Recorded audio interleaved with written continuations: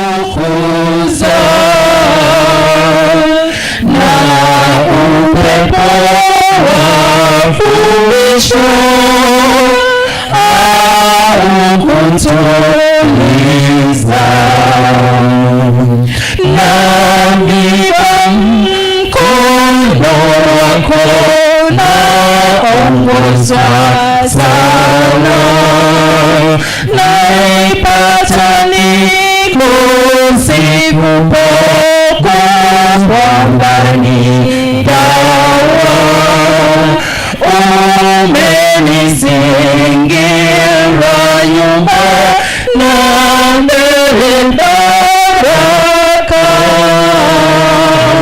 maarifa ya ajabu yanishinda mimi.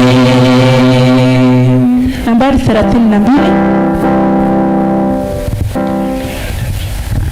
32 Redemption wanapokuja kwa wimbo nje kwa haraka. Nina wimbo mzuri, tuanze kwa pamoja. Nina wimbo mzuri tangu kuamini wamo mkombozi mfalme tangu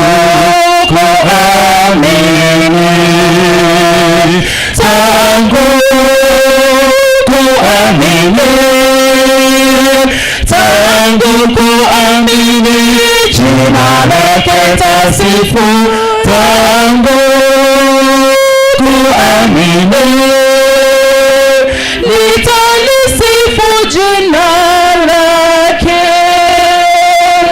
Kristo anitosha kweli tangu kuamini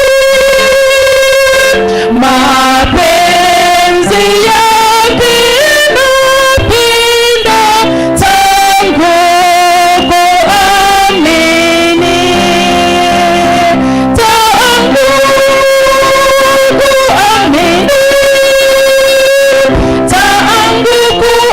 kuamini jina lake tasifu tangu kuamini nitalisifu jina lake. Nina tuwape nafasi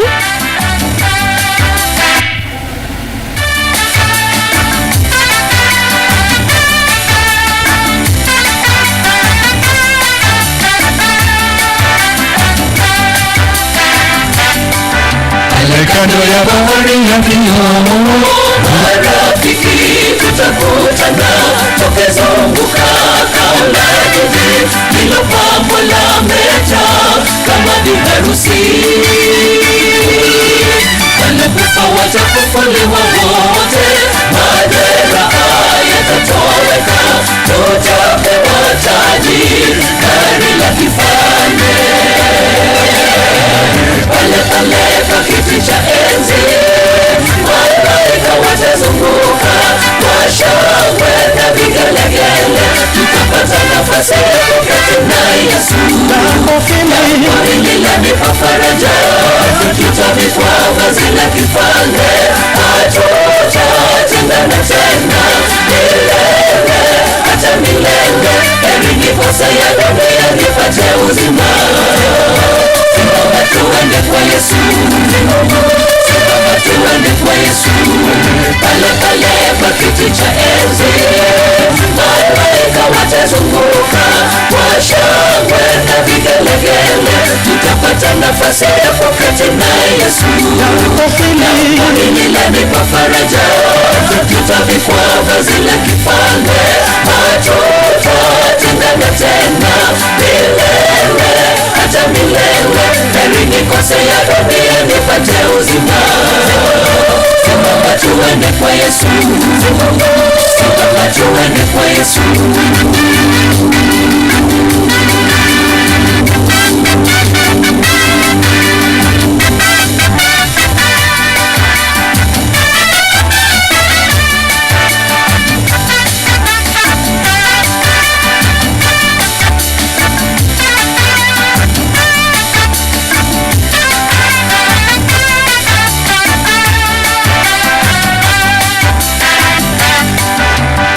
kando ya bahari ya kioo, shida zote na zitakoma, waliao watatulizwa, kila lugha jamaa tutashangilia. Kila goti litapigwa mbele zake, kumwabudu Yesu mfalme. Haleluya, haleluya. Pale pale kwa kiti cha enzi, malaika watazunguka kwa shangwe na vigelegele. Tutapata nafasi ya kuketi na Yesu. Jambo hili lanipa faraja, tutavikwa vazi la kifalme, hatutatengana tena milele hata milele. Heri nipate ya dunia nipate uzima. Simama tuende kwa Yesu, simama tuende kwa Yesu. Pale pale pa kiti cha enzi, malaika watazunguka kwa shangwe na vigelegele. Tutapata nafasi ya kuketi na Yesu. Jambo hili lanipa faraja, tutavikwa vazi la kifalme, hatutatengana tena milele hata milele. Heri nipate ya dunia nipate uzima. Simama tuende kwa Yesu, simama tuende kwa Yesu. Pale pale pa kiti cha enzi, malaika watazunguka kwa shangwe na vigelegele. Tutapata nafasi ya kuketi na Yesu. Jambo hili lanipa faraja, tutavikwa vazi la kifalme, hatutatengana tena milele hata milele. Heri nipate ya dunia nipate uzima. Simama tuende kwa Yesu, simama tuende kwa Yesu. Pale pale pa kiti cha enzi, malaika watazunguka kwa shangwe na vigelegele. Tutapata nafasi ya kuketi na Yesu. Jambo hili lanipa faraja, tutavikwa vazi la kifalme, hatutatengana tena milele hata milele. Heri nikose ya dunia nipate uzima. Simama tuende kwa Yesu, simama tuende kwa Yesu.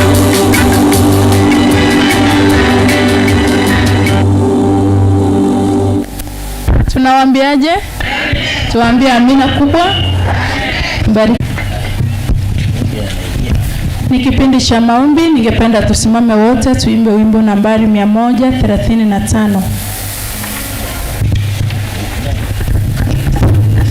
Ingawa kuna baridi, tuchangamke.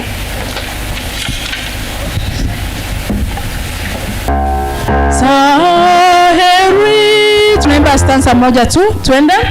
Saheri ama ibuni sasa kwako tunarudi, sumbuko ya kuondoa shida zetu na pungufu mara nyingi roho zetu zimepona, mashakani tumeshinda wakati wa tabu.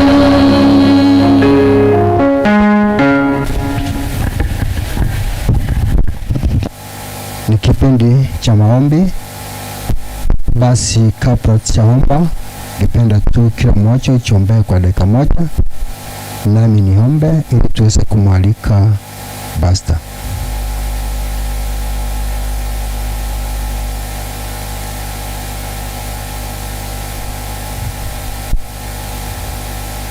Basi na tuombe.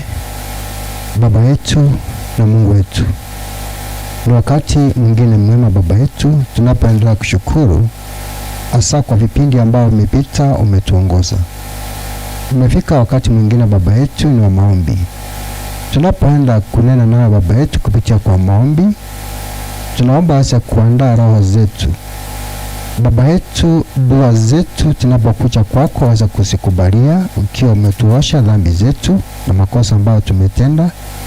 Hasa kipindi hiki Baba yetu ambapo tunapokuja ikiwa ni kumaliza mwaka, dhambi ambazo tumetenda mwaka mzima, Baba yetu uweze kutusamehe. Tuhoshe Baba yetu, tuweze kufaa machoni pako. Basta mchungaji anapokuja kutuongoza katika kipindi hiki, Baba muandae pia kwanza naye ujumbe unaopitia kwake umjenge, nasi utujenge pia, utuandae kwa ajili ya kurudi kwako. Tuchivu jinsi upendavyo, ni katika jina la Kristo tumeomba na kuamini. Asante. Ni wangapi pamoja nami wanapomkaribisha Basta tuongoze katika kipindi hiki? Nionyeshe kwa mkono. Basta, karibu.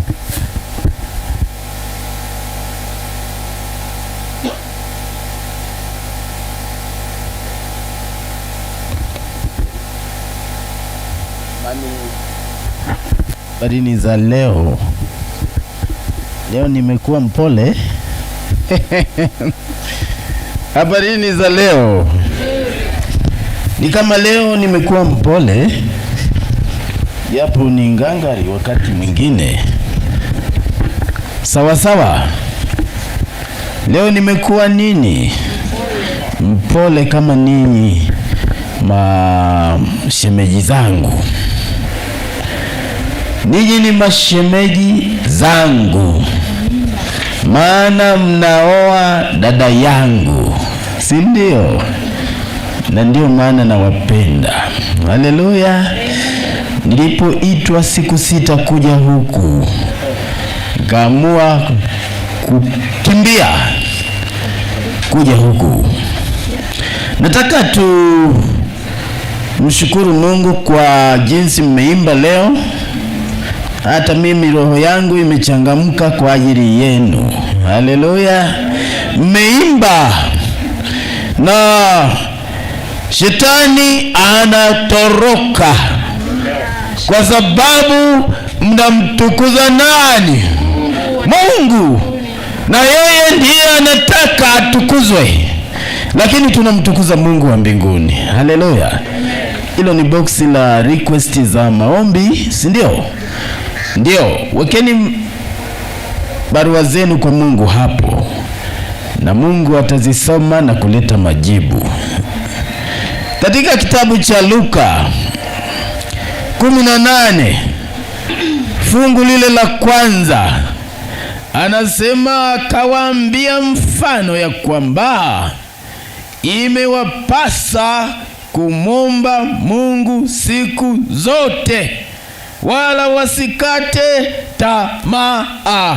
Haleluya. Kuna watu wanakata tamaa haraka,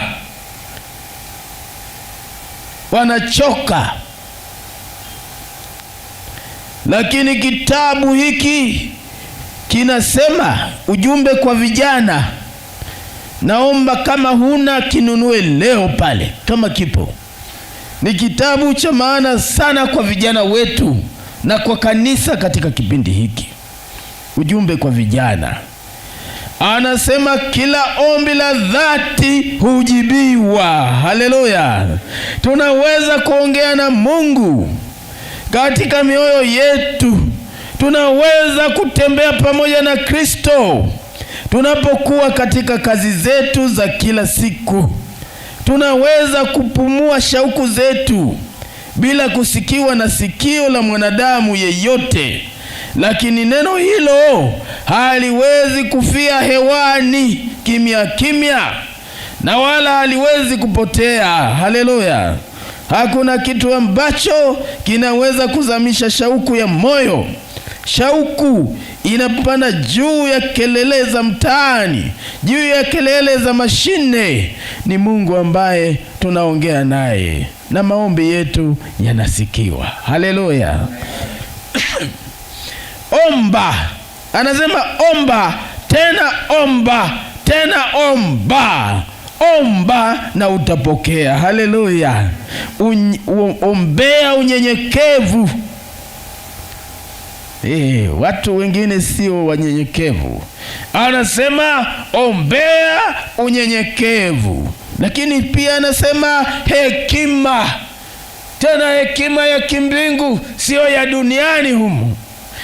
Alafu anasema ombea ujasiri. Haleluya, uwe jasiri, ombea ujasiri. Kuna watu sio majasiri, akikurupushwa tu kidogo anatoroka haraka sana. Ombea ujasiri. Alafu ongezeko la imani. Kila ombi la dhati hupata majibu. Haleluya, halipotei bure kamwe. Kila ombi la dhati hupata majibu. Jambo jingine ambalo wanasema uhusiano wa karibu na Mungu. Maombi ni pumzi ya roho. Haleluya. Roho isiyo na pumzi ya maombi imekufa. Anasema ni nguvu ya siri ya roho. Hakuna njia nyingine ya neema inayoweza kuwekwa badala ya maombi, na afya ya roho ikadumu kushamiri. Maombi yanauleta moyo karibu kabisa na kisima cha uzima. Huimarisha nyama na misuli. Uzoefu wa kidini. Wewe puuzia zoezi la maombi, au jihusishe katika maombi mara moja tu. Leo unaomba, kesho unaamka hukuomba. Ukiomba kwa kadiri unavyoona inafaa kwako, sio muda mrefu utamwacha Mungu. Kwa hiyo kuomba ovyo tu mara moja, mwisho utaishia kukataa maombi. Kumbe maombi ni jambo la maana sana. Na asubuhi ya leo tutaenda kufanya maombi tena. Jana tulianza, lakini leo tutaomba. Tutafanya nini? Tutaomba tena kwa nguvu. Shetani asitucheze. Haleluya. Usiku niliamka kwa maombi na usingizi haukunipata kabisa. Nilikuwa nimelala kwenye magoti muda mrefu. Kwa hiyo msije mkaona nasinzia wakati mwingine, maana usiku kucha mimi ninang'ang'ana na Mungu katika magoti. Na napenda magoti, maana katika magoti nimeona ushindi usiokuwa wa kawaida. Na kesho tutafunga na kuomba. Wale ambao hamjazoea kuacha ugali, naomba muombe Mungu kesho uweke ugali kando. Masaa haya ya siku moja tu kwa afya yako ya kiroho ni muhimu kuliko jambo lolote katika maisha yako. Weka ugali kando tu, uone utamu wa maombi, uone nguvu ya maombi, umuone Mungu katika magoti. Hutajuta. Walioonja hawatajuta. Liko kanisa moja la Ugembo, tuliomba mpaka leo wameniambia programu hiyo kila asubuhi wanaanza na Yesu kwa maombi, na siku nyingine wanafunga na kuomba. Mungu atubariki tunapokwenda katika maombi. Tuombe. Baba, saa imefika tena. Wana na binti zako tunaleta shida zetu kwako. Tumechoka, wengine hatuna nguvu, maana yule mwovu ametugalagaza katika matope. Wengine ametupatia magonjwa yasiyotibika, lakini kwako hakuna ugonjwa usiotibika Bwana. Hata makansa yanapona Bwana. Hata HIV positive inatoka. Hata waliona sukari zinatoka. Matumbo yaliyofungwa yanafunguka. Wewe ni Mungu muweza wa yote. Hakuna lisilowezekana kwako. Kwako hakuna vocabulary haiwezekani. Kwako yote yanawezekana Bwana. Tazama wana na binti zako tena asubuhi ya leo, twaja mbele zako kuomba, lakini tunaiombea Jamhuri ya serikali ya Kenya, uchaguzi uko karibu Bwana. Washike watu wako kwa mkono wako, kuwe na amani tele wakati wa uchaguzi. Asije akaonekana hata mmoja ameumia katika kipindi hicho.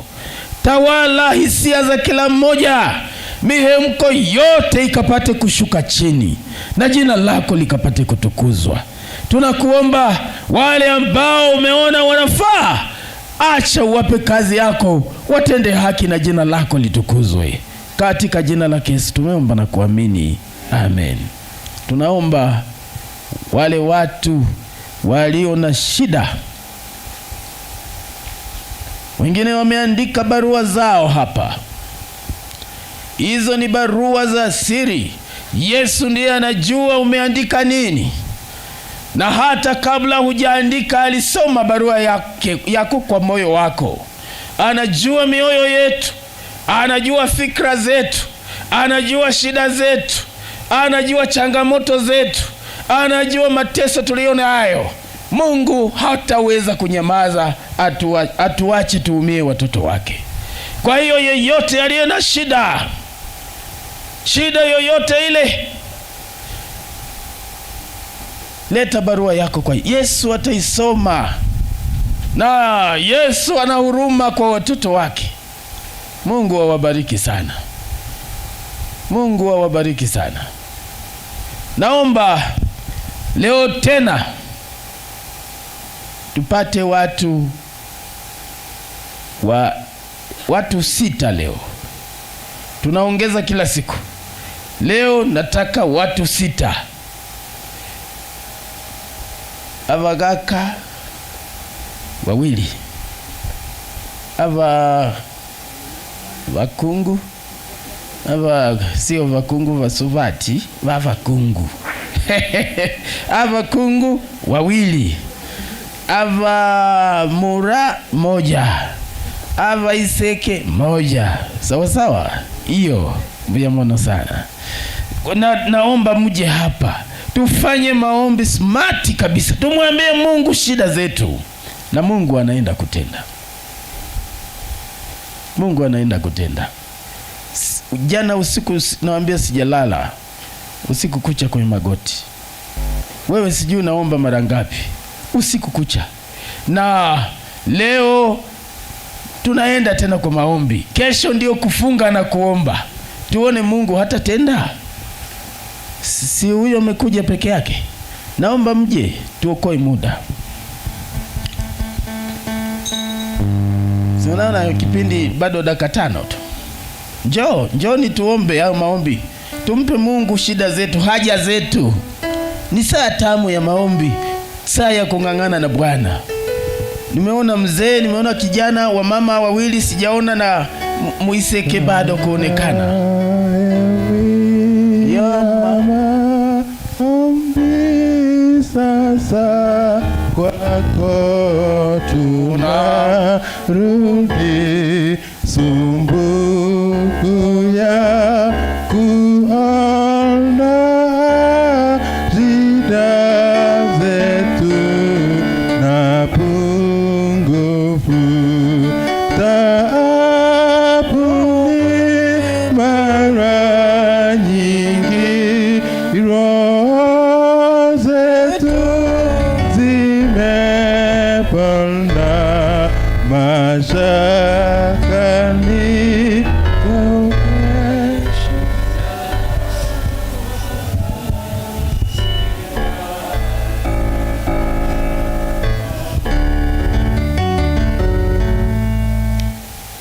Tosabe na kwegena omochenu omotongita tole igoro mono tuachire mambie ya sekero kiao kio bonene koyana ningambia mono asenge njobole ndibwa ubuya watolendira omwako mogima tuakole asenge nje yetali ya omunyamabira mange mbia mona asenge nje mambie ngiya tuatenira asekero kiao kio bonene tuasabe tato itole igoro tuabire bibyeito otuabira magosa ito na momochaito omonene twakobolirio totuntube na amanyi ngari ya Yesu itegeta asomo saraba elinde tonyore ogotoleka kuri wakana kale mbia mono tata bwimigande menge asenge nje ye wiki yeiga omotongi kwabegete ensemo buna ekanisa ya Millenium tobe toko gosasima na koliyo bosiwa omunyamabere amange emambie ngiya twakira asole omunyamabere amange asenge njo koliyo bosiwao twasabira omone twensipi buna twakire bune ekanisa ya Millenium twabere pi tochene pi omunyamabere amange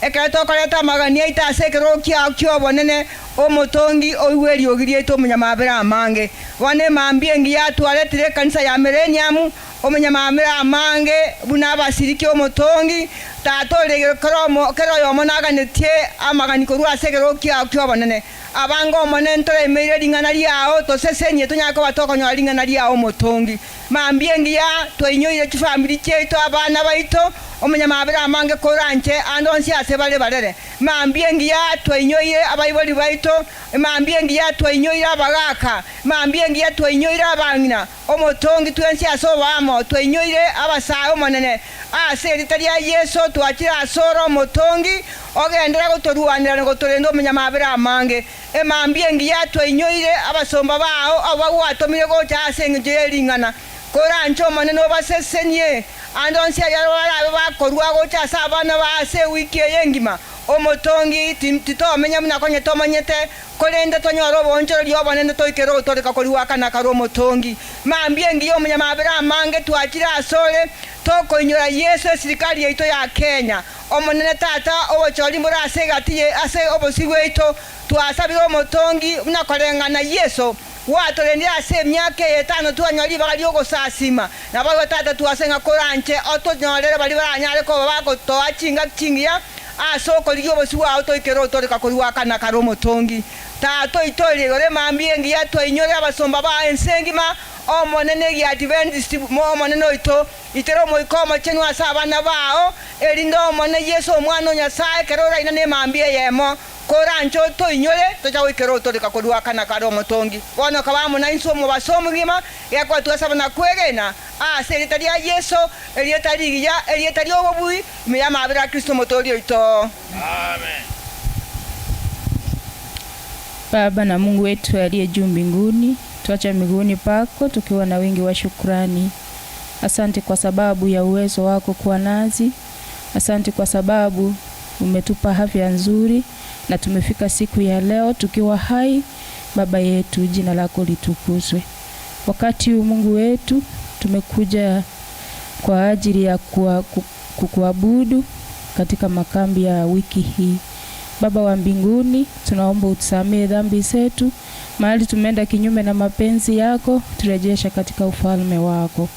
Baba wa mbinguni, tunapokuabudu, tunaomba tumekemea nguvu za giza za yule mwovu shetani zishindwe katika jina la Yesu. Baba yetu, tunaomba unyoshe mkono wako na uwepo wako usidi kuwa hapa, kwa sababu tumekuja kukuabudu wewe Mungu wa mbinguni. Hatuna Mungu mwingine na hatuna Mungu ambaye tunaweza fananisha na wewe Mungu wetu. Tunaomba Roho Mtakatifu akae ndani yetu, atuongoze katika kila jambo, ili tunapomaliza makambi haya tuinue na kushukuru jina lako. Watoto wako wasikie sauti yako, wanaposikia waje katika ufalme wako. Baba yetu, tumewakabidhi wageni wetu mikononi mwako. Tunaomba uwape afya nzuri, uwape maneno ambayo watakayotulisha sisi kama watoto wako. Baba wa mbinguni, upate kuwajaza na Roho wako Mtakatifu wanaponena nazi, jina lako liendelee kupewa sifa. Kaa nasi sasa tunapoendelea kukuabudu siku nzima. Baba yetu, fungua macho yetu, fungua akili zetu, neno lako lipate kuingia, utuwekee roho za nyama ili neno lako lipate kunawiri ndani yetu. Baba wa mbinguni, tunazidi kukuinua kwa maana wewe ni Mungu. Asante kwa sababu unajua wakati tunakuja kukuabudu unatupea weather nzuri ambayo ni ya makambi. Baba wetu, jina lako lisidi kuinuliwa. Watoto wetu wanapokuwa mashuleni, wanapokuwa mbalimbali mahali wanasoma, Mungu wetu, tuwakabidhi mikononi mwako. Endelea kuwapigania kwa sababu wewe ni Mungu na ni wewe tunayeamini kuwa utakuwa mlinzi bora kwa maisha yao. Baba yetu, vijana wetu katika kanisa letu la Millenium, tuwakabidhi mikononi mwako. Tunaomba Mungu upate kuwafikia kwa njia ya kipekee na mahitaji yao Baba upate kuwatimizia. Wamama katika kanisa hili la Millenium, tuwakabidhi mikononi mwako Mungu wa mbinguni, upate kufikia kila mmoja na changamoto lake, upate kumfikia, umtendee yale yaliyo mapenzi yako na jina lako lisidi kuinuliwa. Wase katika kanisa letu la Millenium, tuwakabidhi mikononi mwako Mungu wetu. Endelea kupigania hao wazee kwa sababu ndio vichwa vya kanisa ambao wanatuongoza, na uwape Roho Mtakatifu wanapotuongoza Mungu wetu, jina lako lisidi kuinuliwa. Baba wa mbinguni, tumejiacha mikononi mwako, ututendee yale yaliyo mapenzi yako, na mipangilio yote ya siku tuiacha mikononi mwako. Tenda jinsi upendavyo kwa maisha yetu, na wale wote wanaosikia sauti hii Baba yetu iwafikie kwa njia ya kipekee. Tukuachia yote, utende jinsi upendavyo, ni katika jina la Yesu tumeomba hata na kuamini. Amen. Our Father in heaven, we thank you and praise for this hour and this week of camp meeting. God, we have realized we are sinners. Cleanse us to your blood, which was shed on the cross. And on the cross you defeated Satan. He has got nothing to do with us. Jesus, we surrender unto you now, and we claim your promise, the book of Matthew 6:3, that we seek your kingdom first, other things you will add unto us. Oh Lord Jesus, keep us safe from the works of the devil. We bring our young youths before you, Lord. They have different challenges, and so many of them. Keep them safe from the works of the devil, and give them a bright future. Give them a good relationship in this church. Our mothers and young mothers, this church, keep them safe from the works of the devil. Make use of them to bring salvation to many to your fold. What says, we have so many challenges also. Protect us from all works of the devil, and keep us safe from all works of demons, so that we do your work. And those who have run away from here to other churches because of ABCD, bring them back. Keep them safe. Let us also grow spiritually to do your work. Our feasters, keep them safe. Keep their families safe while they are feeding us with your word. Oh Lord Jesus, today we surrender our lives unto you, and we claim your promises. The book of Deuteronomy 28 says, if we keep your commandments, you will remove all diseases from us. You will do wonders unto us. That's what we need, Jesus. Make us grow spiritually, and let us grow, increase our faith, because you ask your disciples, when you will come second time, will you get faith on earth? We need you to increase our faith. And you ask them, will they benefit from your sacrifice? Jesus, we need to benefit from the sacrifice you did for us on the cross. You write our names, the book of life. This is our humble prayer in Jesus' name. Kuongezea nayo Baba, tuacha miguuni pako tukiwa wanyonge na wadhaifu. Naomba kwamba uweze kutusamehe dhambi zetu ili tuweze kufaa machoni pako Baba. Ndiposa tunapoomba dua letu liweze kusikika machoni pako Baba. Tunakuja tukiwa wanyonge katika mkutano huu. Wana wako na mahitaji mbalimbali ambao wengine wameandika wakaweka katika sanduku hili, na wengine labda wachaandika Baba. Unafahamu kila mmoja wetu, na wakapiti mkononi mwako, wewe ambao unaelewa kila mmoja wetu palipo upungufu Baba, uweze ukatujasia. Wenda ikawa wengine wanaugua katika hospitalini, naomba kwamba unyoshe mkono wako wa uponyaji katika kila mmoja kwa wakati huu.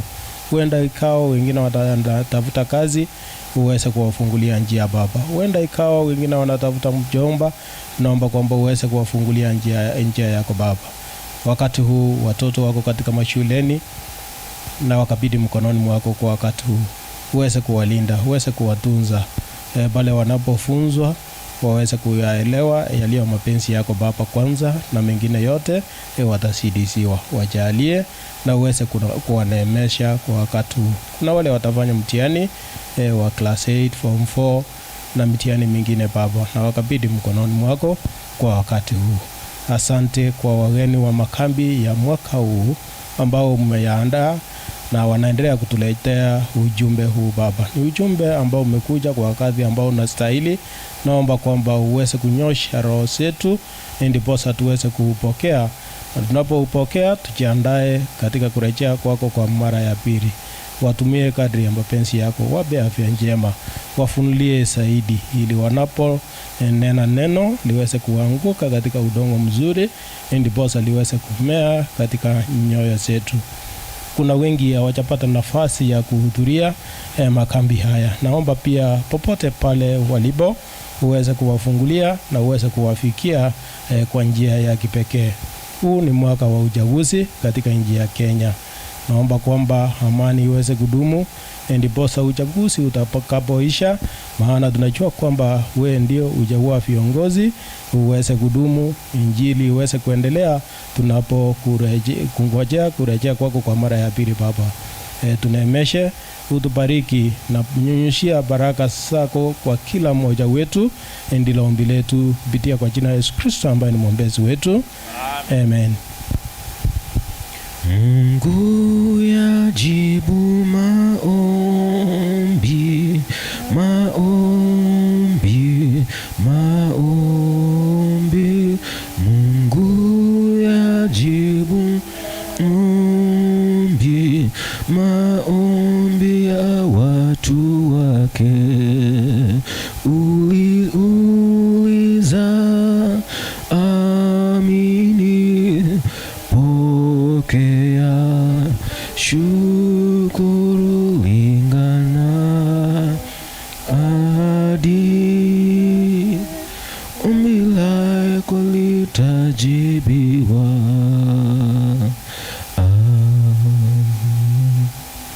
Our kind and everlasting Master from above, come before you this moment. We thank you for everything that you've done for us. We are sinners, O Lord. How do I pray that you forgive us? Father Lord, thank you for the prayers that you've been answering. Thank you for the prayers that you've been answering. Those that which we don't know and those that we've seen. Father Lord, thank you. Father Lord, how do we pray that this moment make us be faithful unto you? Pour your Holy Spirit on us, Father Lord, and let the preachers of this camp meeting speak in truth and in spirit, Father Lord. Keep them unto your hands, Father Lord. Protect them each and every day, Father Lord. At the end of this camp meeting, let each and every one of us be an inspired person. Let us be transformed. Let us not come but let us be transformed each and every day. Fight for us, for we know we are weak, we can't, but with you at the end of the day, we can. Help us, Father Lord, in our daily provisions, in our schools, and even those little children who are at school, Father Lord, at this moment. Bless them and walk with them from day to day. Let them know that worshiping you is the greatest thing in this world.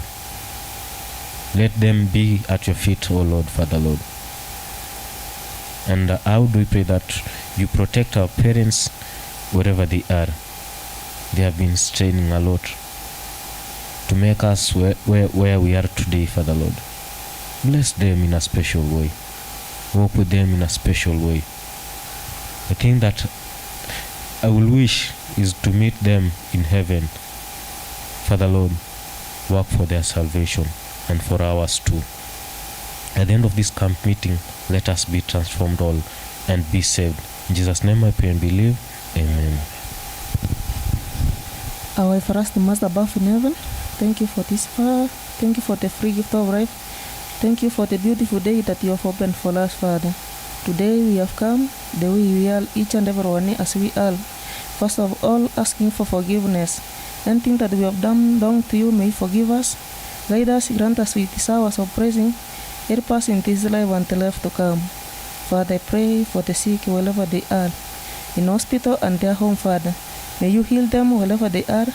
protect them, heal them spiritually, physically, mentally, Father, so that at the end of the day, your name be glorified, Father. Even those who are in the jail, wherever they are, may you help them, forgive their sins, guide them, remove them from the jail, so that they can have enough time to glorify your name, Father. Even those whose beloved have died in this time of holiness, Father, may you gather them, help them, remind them they rise of the dead, which is the second coming of the Son of Man, Father. Father, we come unto you, Father. May you help us, give us the Holy Spirit to discern what is good and avoid what is evil, Lord. We know that Satan is roaring, looking for your people to die with them at the end of the world. But Father, we pray, what we pray is that may you help us, may you protect us, walk with us, protect one another, show us the right way that we need to walk, Father, so that at the end of the day, we'll be among those people who will receive you in the everlasting kingdom, Father. I pray for our country, Kenya, direction that is oncoming, Father. May you use your leaders who can lead your people into the everlasting life, Father. Father, let your will be done, and may your peace and safety be with each and everyone, Father. Even for the travelers, wherever they are, don't forget them, Father. May you travel with each and everyone, help them to reach in their destiny, Father. Father, I pray for the leadership from the division up to the church level, Father. May you help the leaders to lead your people into the everlasting life, Father. We know that the devil can use each and everyone to defy your people from the truth, Father. But what we pray, Father, may your will be done in each and every one, and guide one another for your coming, Father. Father, we honor you and glorify your name. We pray that let your will be done for each and every one, Father. For those who have gone away from you, I pray that may you return back them, so that at the end of the day, each and every one glorify your name at the end of the day, Father. So that this is what you say, that you don't want anyone to die, but everyone to turn away from their sin to come unto you, Father. May your will be done now and forever. Our visitors who give us your word, whom you have sent, Father, may you help them as they are planting your word towards your people. Let our heart be rejoiced. Let our heart be open so that we hear your word, and may you help us to grow spiritually. Guide us in this life and the life to come. The world is an end. May you make us to use our opportunity well, so that at the end of the day, your name be glorified, Father. May your will be done as we are going to guide us in this day. I pray that let your power come down, and let heaven come down and gather with us. Let your will be done as I pray and believe in Jesus' name. Amen. Baba mtakatifu, twaja mbele zako kama tulivyo. Hatuwezi lolote usipoingilia kati. Tazama, katika mikono hii nimeshika boksi hili. Lina mzigo mzito wa machozi ya watoto wako.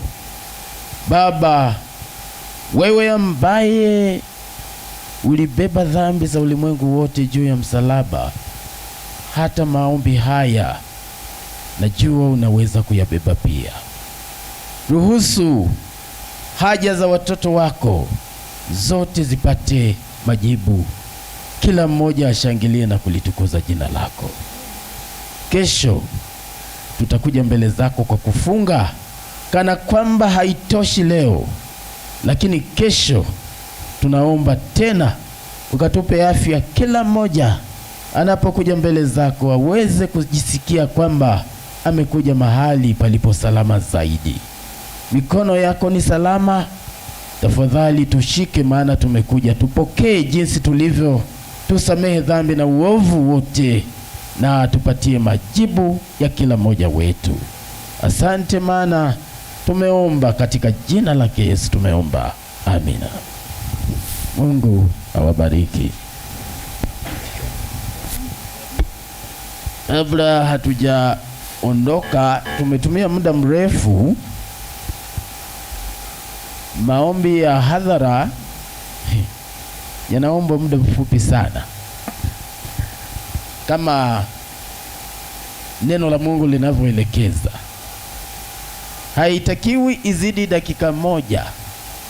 Yaani ikizidi moja na kidogo, Sister White amesema sana kwamba maombi haya siyo mahubiri.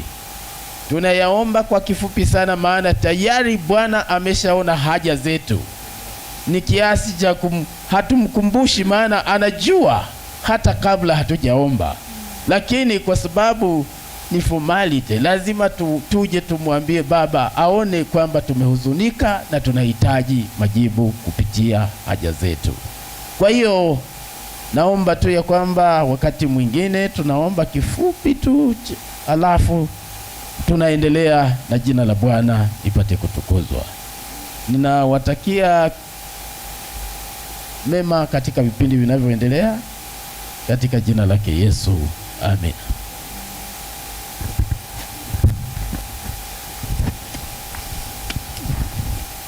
Ili boxi linatakiwa likapo. Sawa? Nambari Masi mkuu yachunge sana. Haleluya. Hakuna mtu anatakiwa kuangalia neno lolote kwa maombi haya. Kwa hiyo shemasi mkuu unakupa kazi ya kuchunga. Maana kila siku tutaliombea ili box mpaka siku ya kuvunja ya kumaliza kambi hapa. Na Mungu atakuwa amejibu maombi mengi. Tafadhali litunze na lipambwe. Yesu hataki vitu vichafu. Yuko smart Mungu wetu. Haleluya. Na uchafu chochote asiende wapi? Mbinguni. Kwa hiyo tunakwenda mbinguni na Bwana. nambari 154. Number 154. Yanipasa kuwa naye. Tuimbe hiyo stanza ya fungu la kwanza. Twende. Yanipasa kuwa naye Mwokozi Bwana wangu, akiwa karibu nami napata nguvu kweli, moyo hauogopi wala kutikizika, Redemption, karibu. Kwa kuwa anilinda. Haraka. Yanipasa kuwa naye, kwani nategemea anaweza kufariji na maneno matamu, moyo hauogopi wala kutikizika, nitakwenda apendapo, kwa kuwa anilinda. Yanipasa kuwa naye maisha yangu yote, yakiwapo majaribu na mashaka yoyote, moyo hauogopi wala kutikizika, nitakwenda apendapo, kwa kuwa anilinda. Yanipasa kuwa naye katika. Tuachie hapo, tuwape nafasi.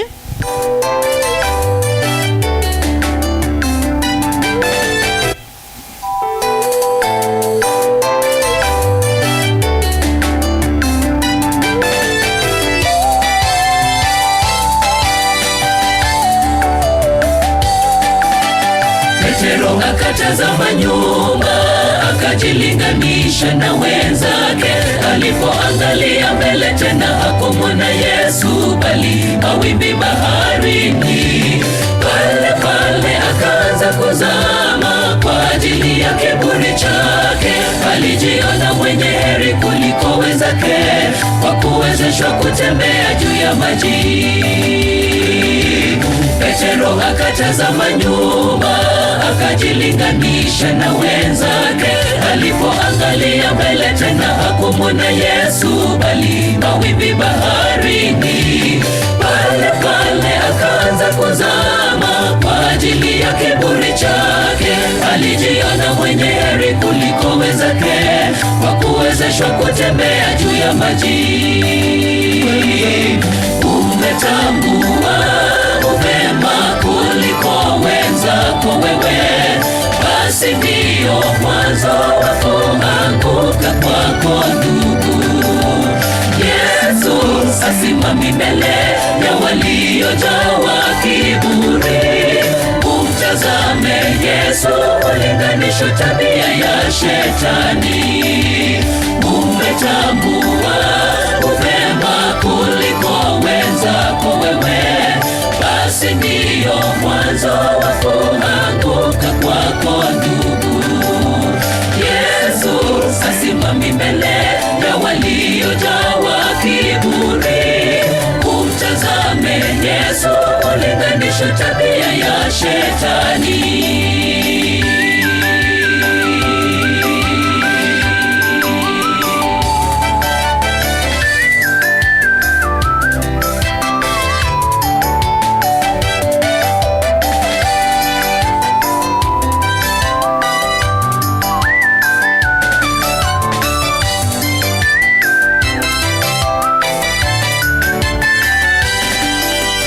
Macho yako yainue kwake, usitazame wimbi la maisha. Unapoangaza macho usiangalie karama alizokupa Bwana Mungu. Wache Bwana apewe sifa zote unapofaulu kwa lolote. Isiwe wewe bali Kristo ndani yako wewe, mwachie utukufu maana ni wake. Macho yako yainue kwake, usitazame wimbi la maisha. Unapoangaza macho usiangalie karama alizokupa Bwana Mungu. Wache Bwana apewe sifa zote unapofaulu kwa lolote. Isiwe wewe bali Kristo ndani yako wewe, mwachie utukufu maana ni wake. Umetambua upema kuliko wenzako wewe, basi ndio mwanzo wa kuanguka kwako ndugu. Yesu asimami mbele ya waliojawa kiburi. Umtazame Yesu, ulinganisho tabia ya shetani.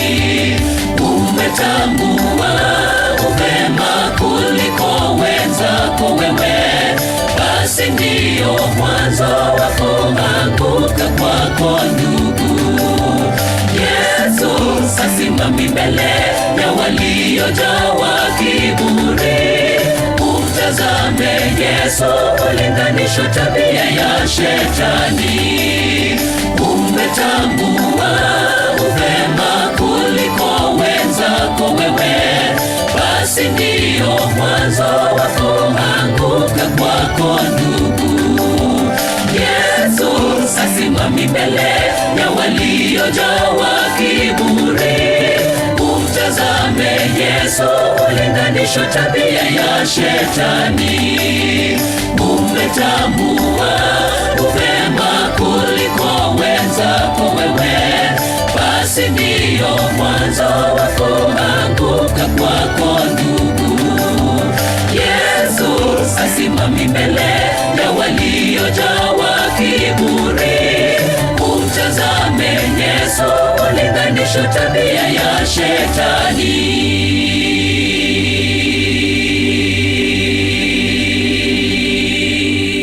Tunawaambiaje?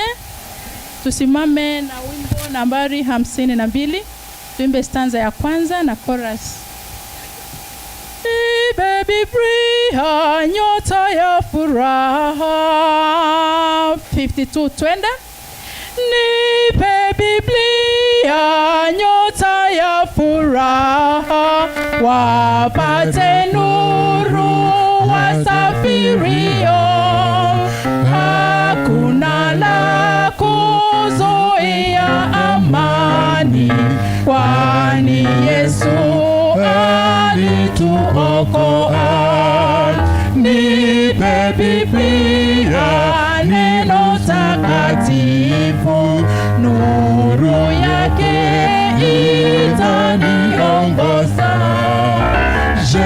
Bibilia na ahadi na upendo, hata mwisho vitaendelea.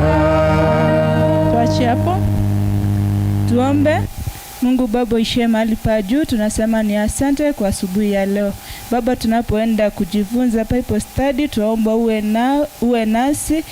Baba, ushuke utuongoze kulingana na mapenzi yako. Tumeomba katika jina safi ambalo ni la Yesu mwombezi wetu. Na wasalimu tena, hamjambo? Hamjambo. Tufanye hivi, hamjambo. Kwa wakati huu naenda kumkaribisha mgeni wetu Samuel atuelekeze Bible study. Ni wangapi wanamkaribisha? Asante sana. Mgeni karibu.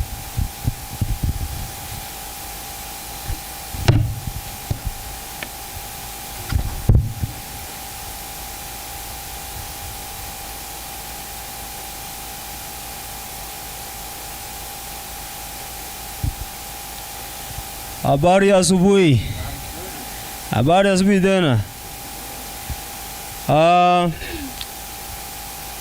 Wimbo ambao tumeza chukua sahihi nisema kwa nipatie Biblia nyota ya furaha. Biblia ni nyota ya furaha. Wapate nuru wale ambao wanasafiri. Hakuna la kuzuia amani ikiwa umepata Biblia kwa Yesu aliyetuokoa. Nipa Biblia, neno ili ni takatifu. Nuru yake itaniongoza. Sheria na ahadi na upendo hata mwisho vitaendelea. Natumaini kuwa kuna wengine ambao wanatusikiliza huko nyumbani kupitia Radio Vuna. Nami bila shaka sina budi kuwakaribisha katika mjadala wa siku ya leo. Na hawa wengine ambao tumefika hapa, karibuni. Tuanze. Jana tuliweza kuangazia juu ya salvation, wokovu. Tukaona kuwa wokovu ulikuja kwa njia moja ambayo ni Yesu Kristo ameleta wokovu. Tukaona kuwa hakuna jina jema hapa duniani kuliko jina la Yesu Kristo. Ukilitaja hilo jina la Yesu Kristo unapata wokovu. Hatukupata kuwa ukitaja jina grace of Jesus Christ unapona. Bana, inasema kuwa katika jina la Yesu Kristo magonjwa yanapona. Katika jina la Yesu Kristo kila kitu kinakuwa shwari. Tunapoomba tumalize na jina la Yesu Kristo. Tusimalizie kwa neema ya Yesu Kristo. Neema ya Yesu Kristo, ni neema Yesu, tumeokolewa kwa neema. Lakini tunaponywa katika jina gani? La Yesu Kristo pekee. Leo nataka tuangazie kuwa kifo cha Yesu Kristo kimeleta ukombozi. Kimetukomboa kutoka dhambi. Kifo cha Yesu Kristo kimetukomboa kutoka dhambi. Ukombozi, ili jina ukombozi lina maana kuwa tunapoliangazia sana inatubidi tuangazie kitabu cha Wakorintho wa kwanza 5 fungu lake la 7 na 8. Mtumishi Paulo anatumia jina hapo ambalo ni la maana sana. Anasemaje? Anasema namna gani? Basi jisafisheni mkatoa ile chachu ya kale. Ile chachu ya kale mpate kuwa donge jipya. Kama vile mlivyo amkutiwa chachu. Kwa maana Pasaka wetu kisha kutolewa kuwa sadaka. Sikiza kwanza. Yani ni cost. Salvation is a cost. Yani ni gharama kubwa imetolewa hapo. Yesu Kristo amejitoa, basi ndio atukomboe. Atukomboe sio kwa vitu ambavyo vinaharibika, lakini atukomboe katika kutoka kwa dhambi ambayo tuliweza kuingia katika lindi la dhambi. Korintho wa 2:5-14 nasemaje? Korintho wa 2:5-14 hadi 21. Ndio anasomea kwa haraka sana. Nasema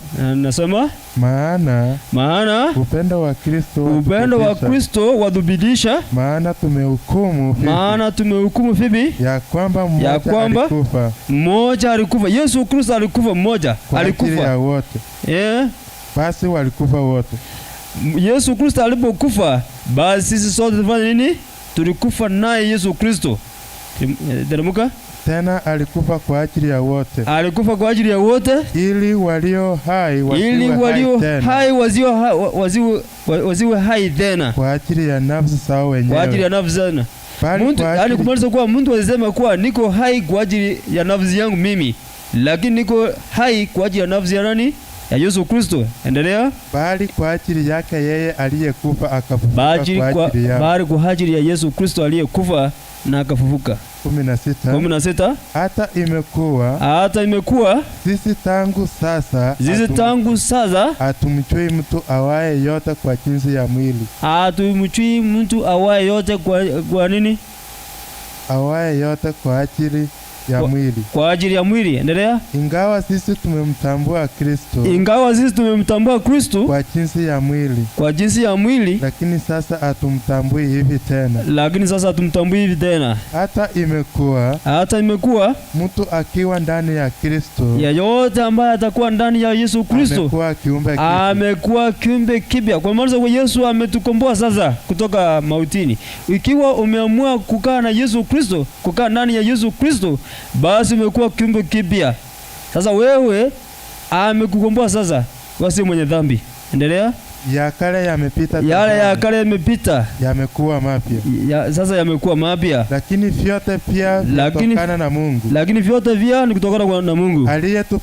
Aliyetupatanisha sisi na nafsi yake kwa Kristo. Naye alitupa huduma ya upatanisho. Naye akatupa nini? Huduma ya upatanisho. 19. Yaani Mungu alikuwa ndani ya Kristo. Mungu alikuwa ndani ya Yesu Kristo, akiupatanisha ulimwengu na nafsi yake. Asiwahesabie makosa yao. Naye ametia ndani yetu neno la upatanisho. Neno la upatanisho ametia ndani. 20. Basi tu wajumbe kwa ajili ya Kristo. Kana kwamba Mungu anazii. Kwa vinywa vyetu twawaomba ninyi kwa ajili ya Kristo, kwa ajili ya Yesu Kristo, mpatanishwe na Mungu. Yeye asiyejua dhambi, Yesu Kristo ambaye hakuwa anajua dhambi, alimfanya kuwa dhambi, alifanywa akawa mwenye dhambi kwa ajili yetu, ili sisi tupate kuwa haki ya Mungu katika yeye. Amina. Yesu alipokuja duniani, kitu moja tu alikuja kufanya. Alikuja kutafuta ndugu yake ambaye alikuwa ameingia katika lindi la dhambi. Na kitu ambacho kilimlazimisha, kitu ambacho alikuja kuona, lazima damu ingemwagika ndio afanye nini? Aweze kukomboa huyu mwanadamu. That's why unasema kwa we are purchased by cost. Ya salvation is by cost. Hakuna pesa ungetoa, kuna kondoo ungetoa ndio upate salvation. Uwe redeemed, upate redemption from sin. Lakini kitu ambacho kilihitajika ni damu. Huko mbinguni walikaa, wakasema tumtume nani aende huko mbinguni, aende huko duniani akatafute yule mwanadamu ambaye amepotea. Kimya kikawa huko mbinguni. Malaika kusimama tu kidogo wakashindwa. Mungu Baba kuangalia kaona huyu malaika hata akienda huko mbinguni ataokoa mtu mmoja tu. Hataweza kuchukua ile Mungu msema. Kuangalia upande mwingine, hakuna mtu ambaye ataweza kuokoa binadamu. Yesu aliposema niko hapa nitume, basi kelele, shangwe na nderemo sikazika huko mbinguni. Kwa maana Yesu yeye hakuwa na dhambi yoyote, akashuka jini, akakuja jinsi alivyokuja kama mwanadamu, akachukua mwili wa mwanadamu, akauriwa mpaka kifo cha mtini, kule kuuliwa, alipohuliwa nasi tulikuwa nayo huko ndani. Biblia inasema kwa tulikuwa nayo huko ndani. Basi tunapokuwa viumbe vipya kwake, tunapokuwa kwa Yesu Kristo ndani, tunakuwa viumbe vipya. Yote yale ya kale yote yanaisha. Yesu anatawala, basi tunaitwa sisi ni wana wa Mungu. Timotheo wa 2 anasemaje? Timotheo wa kwanza 2 fungu la 6 anasemaje? Biblia inasema